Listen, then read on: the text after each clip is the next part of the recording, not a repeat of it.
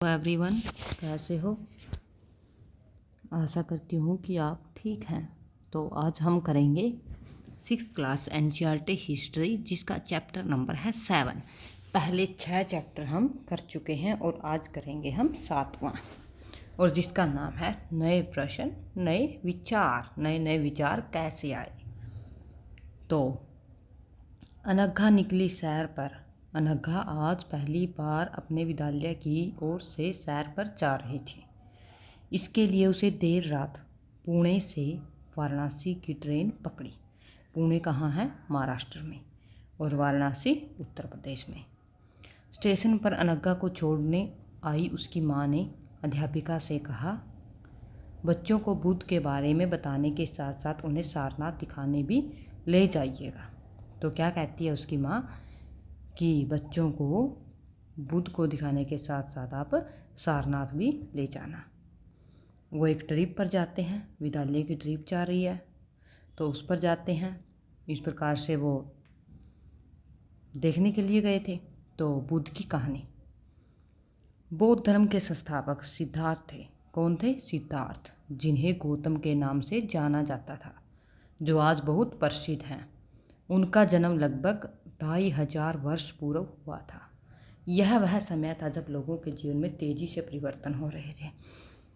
कैसा समय था? जब लोगों के जीवन में तेजी से परिवर्तन हो रहे थे, देश प्रगति कर रहा था। जैसा कि तुमने अध्याय 6 में पढ़ा, महाजनपदों के कुछ राजा इस समय बहुत शक्तिशाली हो गए थे। हजारों सालों के बाद फिर से नगर उभर रहे थे। गांव के जीवन में भी बदलाव आ रहा था। बहुत से विचारक इन परिवर्तनों को समझने का प्रयास कर रहे थे। वे जीवन के सच्चे अर्थ को भी जानना चाह रहे थे। तो क्या था? जो देश है वो प्रगति कर रहा था, नए नए विचार उठ रहे थे। तो इस प्रकार से जो विचारक थे उनको समझने का प्रयास कर रहे थे। बुद्ध क्षत्रिय थे। कौन थे? अक्षत्रिय, तथा शाक्य नामक एक छोटे से गण से संबंधित थे। किस नाम से? शाक्य नाम से। युवावस्था में ही ज्ञान की खोज में उन्होंने घर के सुखों को त्याग दिया था। अनेक वर्षों तक भ्रमण करते रहे और अन्य विचारकों से मिलकर चर्चा करते रहे। कौन? किसने? बुद्ध ने। अतः ज्ञान की प्राप्ति के लिए उन्होंने स्वयं ही रास्ता ढूंढने का निश्चय किया। इसके लिए उन्होंने बोध गया, कहाँ है? बिहार में, एक पीपल के नीचे कई दिनों तक तपस्या की। तथा उन्हें ज्ञान प्राप्त हुआ। कहाँ तपस्या की उन्होंने? पीपल के पेड़ के नीचे। इसके बाद से वे बुद्ध के रूप में जाने गए। यहाँ से वे वाराणसी के निकट स्थित सारनाथ गए, जहाँ उन्होंने पहली बार उपदेश दिया। तो कहाँ पर उपदेश दिया था? पहली बार सारनाथ में। कुशीनारा में मृत्यु से पहले का शेष जीवन उन्होंने पैदल ही एक स्थान से दूसरे स्थान की यात्रा करने और लोगों को शिक्षा देने में व्यतीत कर दिया। कहाँ मृत्यु हुई थी उनकी? कुशीनारा में। तो बुद्ध ने शिक्षा दी कि यह जीवन कष्टों और दुखों से भरा हुआ है, और ऐसा हमारी इच्छा और लालसाओं, जो हमेशा पूरी नहीं हो सकती, के कारण होता है। कभी कभी हम जो चाहते हैं वह हम प्राप्त कर लेने के बाद भी संतुष्ट नहीं होते एवं और अधिक वस्तुओं को पाने की इच्छा करने लगते हैं। बुद्ध ने इस लिप्सा को क्या कहा है? तृष्णा कहा है। तणहा।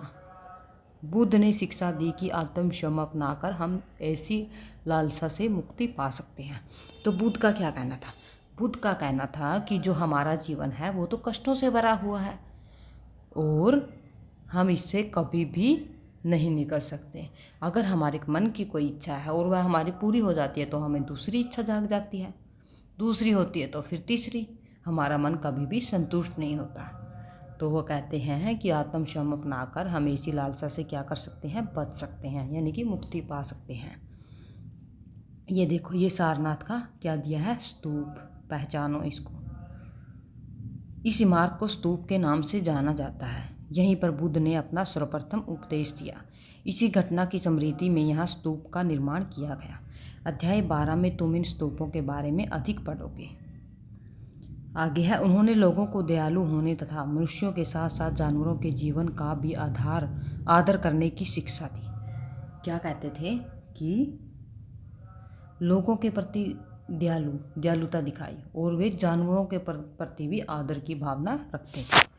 वे मानते थे कि हमारे कर्मों के परिणाम, चाहे वे अच्छे हो या फिर बुरे हो, हमारे वर्तमान जीवन के साथ साथ बाद के जीवन को भी प्रभावित करते हैं। बुद्ध ने अपनी शिक्षा सामान्य लोगों की प्राकृतिक भाषा में दी। कौन सी भाषा में? प्राकृतिक भाषा में। ये मोस्ट इम्पोर्टेंट क्वेश्चन है, मैं आपको मोस्ट इम्पोर्टेंट बता रही हूँ। जैसे बुद्ध ने अपनी शिक्षा सामान्य लोगों की प्राकृतिक भाषा में दी। आप इसे अंडरलाइन कर सकते हैं। तो आगे क्या था? इससे सामान्य लोग भी उनके संदेश को समझ सकते थे। वेदों की रचना के लिए किस भाषा का प्रयोग किया गया? तो बताओ, ये क्वेश्चन आप कमेंट बॉक्स में बताइएगा। बुद्ध ने कहा कि लोग किसी शिक्षा को केवल इसलिए नहीं स्वीकार करते कि यह उनका उपदेश है, बल्कि वे उसे अपने विवेक से मापें। आओ देखें उन्होंने ऐसा किस प्रकार किया। ये आपको मैं कहानी सुना रही हूँ, कीसा गौतमी की कहानी है, तो ध्यान से सुनना और समझने की कोशिश करना। यह बुद्ध के विषय में एक प्रसिद्ध कहानी है। एक समय की बात है, कीसा गौतमी नामक एक स्त्री का पुत्र मर गया। इस बात से वह इतनी दुखी हुई कि वह अपने बच्चे को गोद में लिए नगर की सड़कों पर घूम घूम कर लोगों से प्रार्थना करने लगी कि कोई उसके पुत्र को जीवित कर दे। एक भला व्यक्ति उसे बुद्ध के पास ले गया। तो देखते हैं बुद्ध ने उसको कैसे शिक्षा दी। बुद्ध ने कहा, मुझे एक मुट्ठी सरसों के बीज ला कर दो, मैं तुम्हारे पुत्र को जीवित कर दूंगा। वह तो बहुत खुश हो गई कि मेरा पुत्र तो जीवित हो जाएगा, और कीसा गौतमी बहुत प्रसन्न हुई। पर जैसे ही वह बीज लाने के लिए जाने लगी, तभी बुद्ध ने उसे रोका और कहा, ये बीज एक ऐसे घर से मांग लाओ जहाँ किसी की मृत्यु न हुई हो। तो भाई ऐसा तो संभव ही नहीं है, ऐसा तो ये तो लिखा हुआ है, और लिखे हुए को कौन टाल सकता है। तो बुद्ध ने उसे रोका और कहा कि एक ही घर से या एक ऐसे घर से लाना जहाँ किसी की मृत्यु नहीं हुई हो। कीसा गौतमी एक दरवाजे से दूसरे दरवाजे गई, लेकिन वह जहाँ भी गई उसने पाया कि हर घर में किसी के पिता, माता, बहन, भाई, पति, पत्नी, बच्चे, चाचा, चाची, दादा या दादी की मृत्यु हुई थी। तो ये क्या शिक्षा दे रहे थे कि ऐसा कोई भी नहीं है जो मृत्यु से बच सके। आगे है उपनिषद। जिस समय बुद्ध उपदेश दे रहे थे उसी समय या उससे भी थोड़ा पहले दूसरे अन्य चिंतक भी कठिन प्रश्नों का उत्तर ढूंढने का प्रयास कर रहे थे। उनमें से कुछ मृत्यु के बाद के जीवन के बारे में जानना चाहते थे, जबकि अन्य यज्ञों की उपयोगिता के बारे में जानने को उत्सुक थे। किस प्रकार अग्नि मृत्यु के बाद जो जीवन होता है वह कैसा होता है, और कुछ जानना चाहते हैं कि यज्ञ करने से क्या लाभ होता है। इनमें से अधिकांश चिंतकों का यह मानना था कि इस विश्व में कुछ तो ऐसा है जो कि स्थायी है और जो मृत्यु के बाद भी बचा रहता है। उन्होंने इसका वर्णन आत्मा तथा ब्रह्मा अथवा सार्वभौम आत्मा के रूप में किया। किसके रूप में? आत्मा, ब्रह्मा, सार्वभौम आत्मा के रूप में। वे मानते थे कि अतत आत्मा तथा ब्रह्मा एक ही हैं। ऐसे कई विचारों का संकलन उपनिषदों में हुआ है। ऐसे कई विचारों का संकलन कहाँ हुआ है? उपनिषदों में। उपनिषद उत्तर वैदिक ग्रंथों का हिस्सा थे। किसका? उत्तर वैदिक ग्रंथों का। उपनिषद का शाब्दिक अर्थ है गुरु के समीप बैठना। उपनिषद का क्या अर्थ है? गुरु के समीप बैठना। इन ग्रंथों में अध्यापकों और विद्यार्थियों के बीच बातचीत का संकलन किया गया। प्राय ये विचार सामान्य वार्तालाप के रूप में प्रस्तुत किए गए। आगे है बुद्धिमान भिखारी।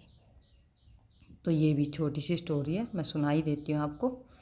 यह वार्तालाप छांदोग्य उपनिषद नामक प्रसिद्ध उपनिषद की एक कहानी पर आधारित है। कौन सी? वार्तालाप छांदोग्य उपनिषद। शौनक व अभिप्रतारिण नामक दो ऋषि सार्वभौम आत्मा की उपासना करते थे। एक बार जो ही वे भोजन करने के लिए बैठे, एक भिखारी आया और भोजन मांगने लगा। शौनक ने कहा, हम तुम्हें कुछ नहीं दे सकते। भिखारी ने कहा, विद्वज्जन, आप किसकी उपासना करते हैं? अभिप्रतारिणी, जो कि दूसरा ऋषि था, ने उत्तर दिया, सार्वभौम आत्मा की। ओह, इसका मतलब आप यह जानते हैं कि यह सार्वभौम आत्मा संपूर्ण विश्व में विद्यमान है। ऋषियों ने कहा, हाँ, हम यह जानते हैं। भिखारी ने फिर पूछा, अगर यह सार्वभौम आत्मा संपूर्ण विश्व में विद्यमान है तो यह मेरे अंदर भी विद्यमान है। मैं कौन हूँ? मैं विश्व का ही एक भाग ही तो हूँ।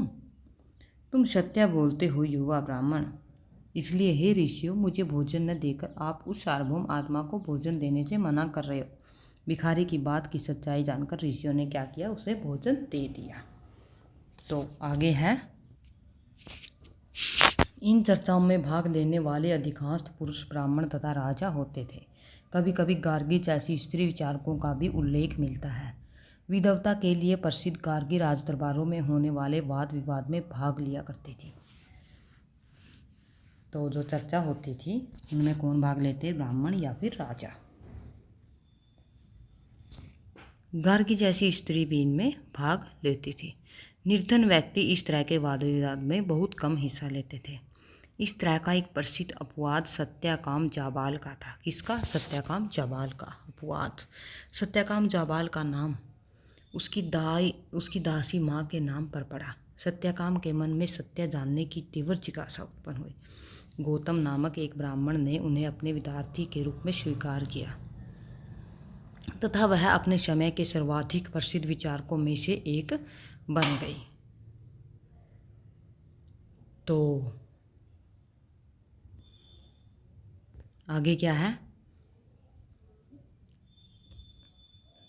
उपनिषदों के कई विचारों का विकास बाद में प्रसिद्ध विचारक शंकराचार्य के द्वारा किया गया, जिनके बारे में आगे कक्षा 7 में आप पढ़ोगे।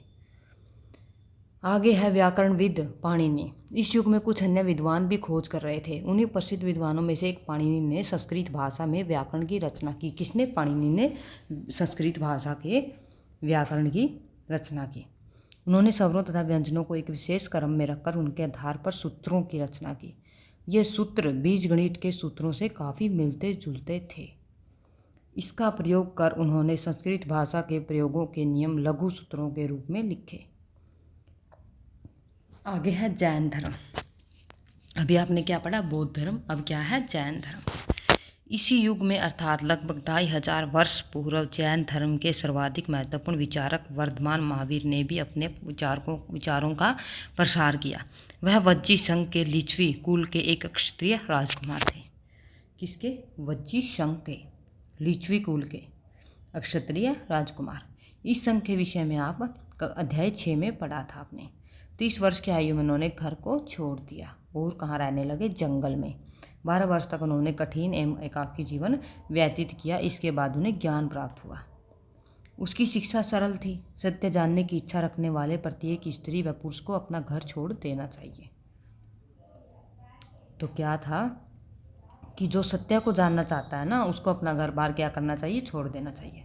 उन्हें अहिंसा के नियमों का कड़ाई से पालन करना चाहिए, अर्थात किसी भी जीव को न तो कष्ट देना चाहिए और न ही उसकी हत्या करनी चाहिए। महावीर का कहना था कि सभी जीव जीना चाहते हैं, सभी के लिए जीवन प्रिय है। महावीर ने अपनी शिक्षा प्राकृतिक भाषा में दी। तो उन्होंने भी प्राकृतिक भाषा में, इन्होंने भी प्राकृतिक भाषा में, है ना। ये पॉइंट तो सेम ही है इनका। यही कारण है कि साधारण जन भी उनके तथा उनके अनुयायियों की शिक्षाओं को समझ सके।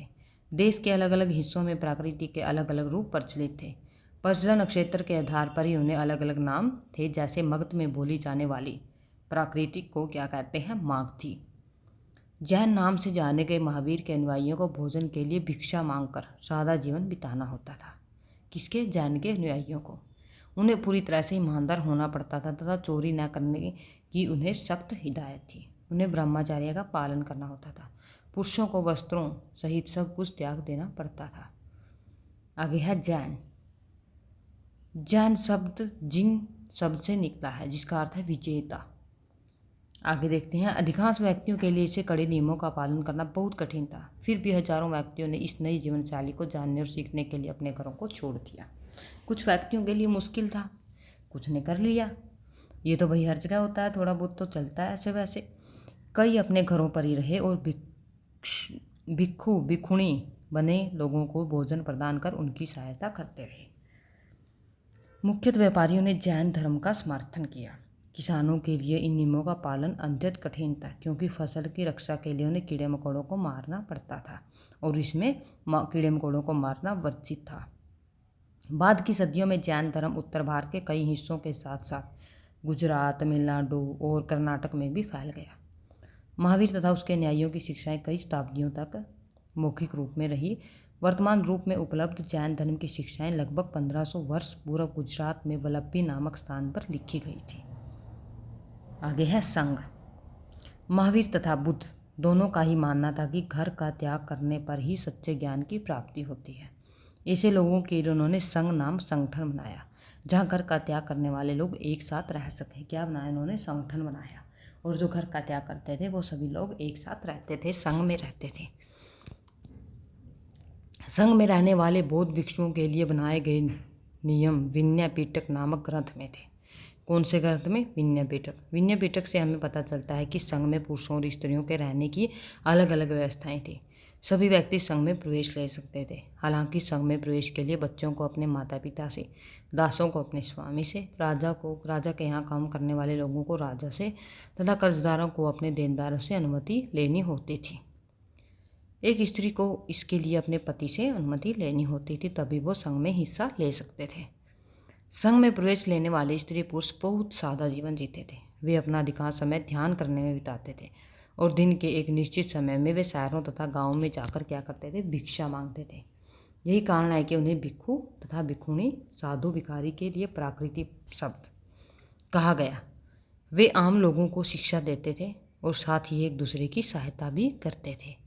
किसी तरह की आपसी लड़ाई का निपटारा करने के लिए वे प्राय बैठ के किया करते थे। क्या करते थे? बैठ के।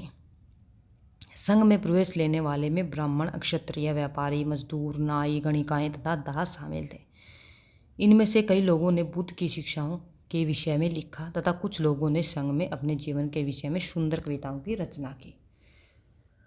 आगे देखो, पहाड़ी को काटकर बनाई गई गुफा। यह कार्ले जो महाराष्ट्र में है स्थित एक गुफा है। भिक्षु भिक्षुणी इन शरणों के स्थानों में रहकर ध्यान किया करते थे। ये देखो, ये गुफा बनाई गई है। कहाँ रहते थे ये? इन गुफाओं में रहते थे। पत्थरों को काटकर बनाई गई है ये।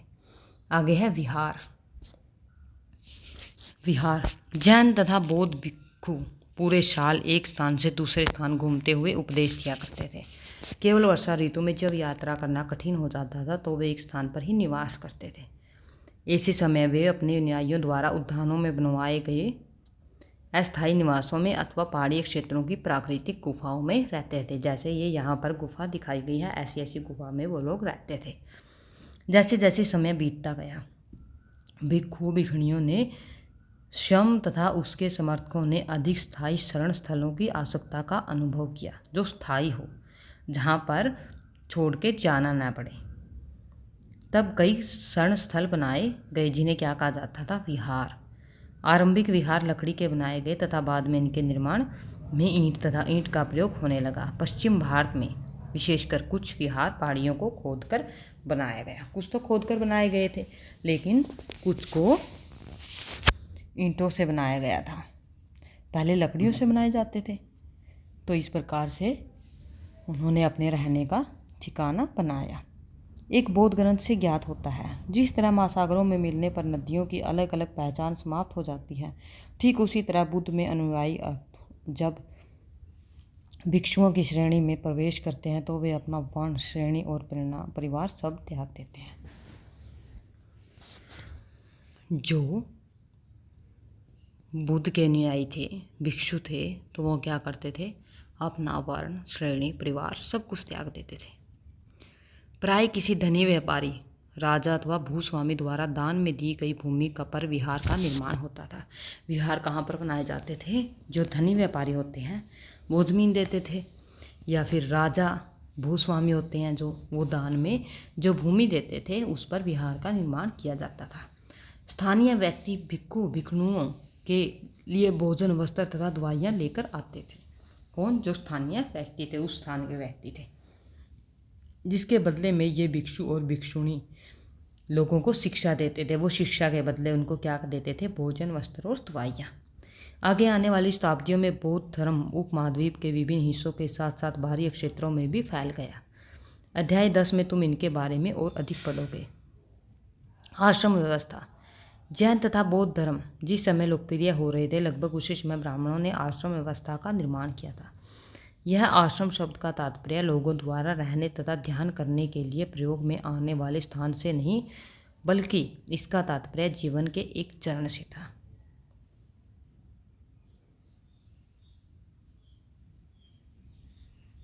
ठीक है। ब्रह्मचार्य, गृहस्थ, वानप्रस्थ तथा संन्यास नामक 4 आश्रमों की व्यवस्था की गई। कौन कौन से? ब्रह्मचार्य, गृहस्थ, वानप्रस्थ और संन्यास। ब्रह्मचार्य के अंतर्गत ब्राह्मण, क्षत्रिय तथा वैश्य से यह अपेक्षा की जाती थी कि इस चरण के दौरान वे सादा जीवन बिताकर वेदों का अध्ययन करेंगे। कौन कौन थे इसमें? ब्राह्मण, क्षत्रिय और वैश्य। गृहस्थ आश्रम के अंतर्गत उन्हें विवाह कर एक गृहस्थ के रूप में रहना होता था। वानप्रस्थ के अंतर्गत उन्हें जंगल में रहकर साधना करनी होती थी, अतः उन्हें सब कुछ त्याग कर सन्यासी बन जाना था। तो इस प्रकार से उनको बांटा गया था। आश्रम व्यवस्था में लोगों को अपने जीवन का कुछ हिस्सा ध्यान में लगाने पर बल दिया गया। प्राय स्त्रियों को वेद पढ़ने की अनुमति बिल्कुल भी नहीं थी और उन्हें अपने पतियों द्वारा पालन किए जाने वाले आश्रमों का ही अनुसरण करना पड़ता था। तो आगे है, ये है अन्यतर। एटलस में ईरान ढूंढो। जरथुस्त्र एक ईरानी पैगंबर है। कौन? जरथुस्त्र। उनकी शिक्षाओं का संकलन जेंद अवेस्ता नामक ग्रंथ में मिलता है। कौन से ग्रंथ में? जेंद अवेस्ता। जेंद अवेस्ता की भाषा तथा इसमें वर्णित रीति रिवाज वेदों की भाषा और रीति रिवाजों में काफ़ी मिलते जुलते हैं। जरथुस्त्र की मूल शिक्षा का सूत्र है सद्विचार, सद्वचन और सत्कार्य। किसकी? जरथुस्त्र के। हे ईश्वर, बल, सत्य, प्रधानता एवं सद्विचार प्रदान कीजिए, जिनके जरिए हम शांति बना सकें। क्या क्या? बल, सत्य, प्रधानता और सद्विचार। 1000 से अधिक वर्षों तक जरथुस्त्रवाद ईरान का एक प्रमुख धर्म रहा। बाद में कुछ जरथुस्त्रवादी ईरान से आकर गुजरात और महाराष्ट्र के तटीय नगरों में बस गए। वे लोग ही आज के पारसियों के पूर्वज थे। तो इस प्रकार से था हमारा आज का चैप्टर। तो ये तिथियां दी गई हैं यहाँ पर। उपनिषदों के विचार, जैन महावीर तथा बुद्ध 2500 वर्ष पूर्व, और जैन ग्रंथों का लेखन का 1500 वर्ष पूर्व। तो इस प्रकार से ये था हमारा आज का चैप्टर, और मिलते हैं एक नई वीडियो के साथ और नए चैप्टर के साथ। उम्मीद करती हूँ कि आपको ये चैप्टर अच्छे से समझ में आ गया होगा। अगर कुछ भी समझ में ना आए तो आप कमेंट बॉक्स में लिखकर आप पूछ सकते हैं, और अगर वीडियो अच्छी लगी हो तो चैनल को लाइक और सब्सक्राइब जरूर करें। तो मिलते हैं नेक्स्ट वीडियो में। Okay, bye bye.